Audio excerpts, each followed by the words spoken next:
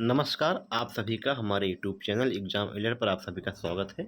इस वीडियो में हम उत्तर प्रदेश लोक सेवा आयोग द्वारा आयोजित अपर निजी सचिव 2023 भर्ती, जिसमें जो टाइपिंग टेस्ट और शॉर्टहैंड में कुछ गड़बड़ियाँ हुई थी, जो बच्चे हाई कोर्ट रेड किए थे, आखिरकार 1 साल के बाद फाइनल जजमेंट अपलोड हो चुका है और सभी याचिकाएँ खारिज हो गई हैं। याचिकाएँ क्यों खारिज हुई हैं और कब तक रिजल्ट आएगा वगैरह सब कुछ डिटेल से बात करेंगे इसमें। तो जो लोग चैनल पर नए हैं वो लोग सब्सक्राइब कर लेंगे। तो आइए देखते हैं। तो देखिए, लगभग 6-7 रेटें थी। मेन रेटें थी आशीष वशिष्ठ की, ठीक है, ये इन्होंने सबसे पहले किया था।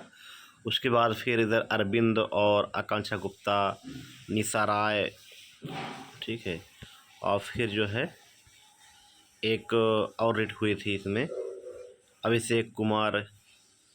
ये सब रेटें लगभग 6-7 रेटें थी, जिनमें सभी की रेटें खारिज हो गई हैं, ठीक है।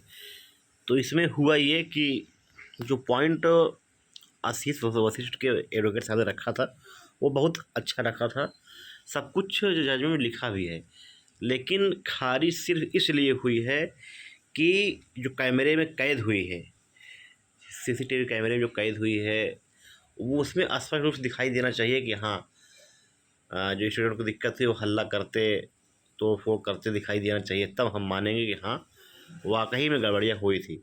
एक लोग उठ के नॉर्मली कहे सर हमारा सिस्टम काम नहीं कर रहा है और इसको चेंज कर दीजिए, तो उससे समझ नहीं आ रहा, जैसा आपका ये कहना था। बाकी सारे पॉइंट जजमेंट बहुत अच्छा लिखा गया है इसमें, लेकिन लास्ट में पता नहीं क्यों जो है अच्छा, और इसमें सब कुछ हवाला दिया गया है कि इनके कितने नंबर थे। इनका नंबर आशीष वशिष्ठ जी का 150 में 112 नंबर थे। इन्होंने कई परीक्षाएं पास भी किया था, सब कुछ इसमें दिखाया गया है, ठीक है। कब इनका एडमिट कार्ड जारी हुआ, कब क्या हुआ, सब कुछ डिटेल से दिया गया है। अब लास्ट में हम आपको इसमें दिखाते हैं आखिर मामला क्या हुआ, ठीक है। अब आप यहाँ देखेंगे तो प्रतिवादी 1 और 2 की ओर से उपस्थित विद्वान अधिवक्ता श्री सुधांशु चौधरी ने उच्च न्यायालय के आदेश का हवाला देते हुए कहा कि निर्विवाद रूप से प्रश्न पुस्तिका और प्रश्न पुस्तिकाओं के वितरण में निरीक्षकों द्वारा त्रुटि की गई थी। यह स्वीकार करने के बाद निरीक्षक शैक्षिक रिकॉर्ड उत्कृष्ट को कष्ट नहीं दिया जाना चाहिए। 1 और 2 द्वारा अपने पास उपलब्ध सीमित समय में किया गया प्रयास अत्यधिक तनाव में था। उन्होंने अनुरोध किया कि यह न्यायालय प्रतिवादी 1 और 2 के लिए नए सिरे से परीक्षा आयोजित करने के लिए याचिकाकर्ता को दिए गए उच्च न्यायालय के निर्देश में हस्तक्षेप न करें, ठीक है। और इसमें यही सब दिया हुआ है। और लास्ट में देखिए लिखा हुआ है कि इन सभी सिद्धांतों को ध्यान में रखते हुए हम पाते हैं और जानते हैं कि कुछ कठिनाइयों के बावजूद, आप जान भी रहे हैं, मान रहे हैं कि कठिनाइयाँ हुई हैं, दिक्कतें हुई हैं बच्चों के साथ, फिर भी इन याचिकाकर्ताओं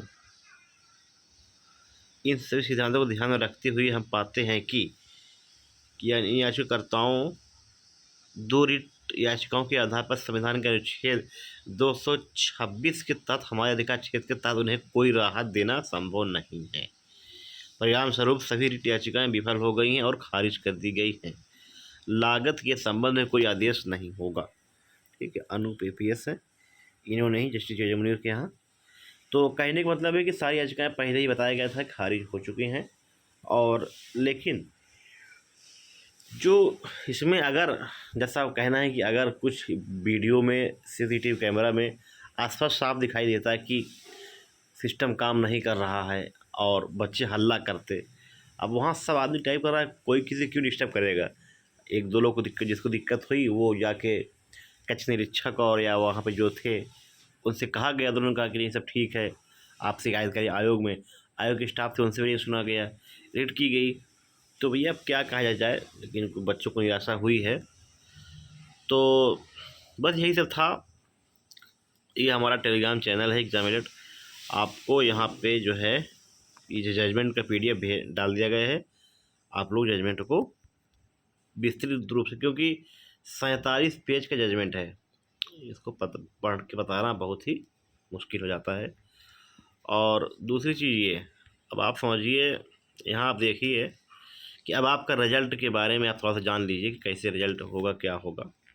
कि एपीएस 2023 का रिजल्ट कब और किस मानक के आधार पे कब तक आने के चांसेस हैं, ठीक है। खैर जजमेंट से कोई फ़र्क पड़ने वाला नहीं था, ये तो पहले श्योर था लगभग। तो देखिए रिजल्ट आपका संभवतः 1-1.5 महीने 2 महीने के आसपास रिजल्ट जारी होगा।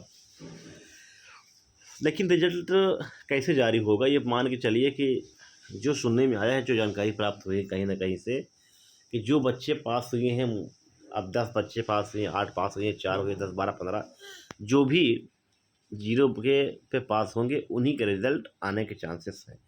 ऐसी जानकारी मिली है, वही आपको बताया जा रहा है कि जो 10, 12 बच्चे, 15 बच्चे पास होंगे उनका रिजल्ट निकाल के, और फिर बाकी अन्य पद हों उसको खाली हो जाएगी। फिर खाली पदों को आयोग शासन भेजेगा, शासन भेजने के बाद अप्रूवल मिल जाएगा तो वो नए विज्ञापन इधर खाली रहेंगे, और जो कुछ नए पद आए होंगे उनको जोड़ के नए विज्ञापन आपको 2026 देखने को मिलेगा। ऐसा ही कुछ अपडेट है। तो रिजल्ट आपका आए चाहे ना आए, क्योंकि आना है 10-15 लोगों का, जो जानकारी मिली वो बताया जा रहा है। फिर कुछ चमत्कार हो जाए, बाबा की नज़र पड़ जाए, वो अलग चीज़ है। लेकिन जो भी जानकारियाँ हुई हैं यही है कि रिजल्ट मान के चलिए कि बहुत कम लोगों को आएगा, तो 0 पे हैं, ठीक है। तो बस यही सब था, इंतज़ार करिए 1-2 महीना, बाकी आप अन्य तैयारी करते रहें। हाँ ये ज़रूर है कि 2026 में आरओ एआरओ एपीएस दोनों भर्ती देखने को मिलेगी, जैसे 2023 में 1-2 महीने के आगे पीछे एपीएस आरओ एआरओ आई थी, ये आप मान के चलिए, ठीक है। बस इतना ही था, मिलते हैं नेक्स्ट वीडियो में, धन्यवाद।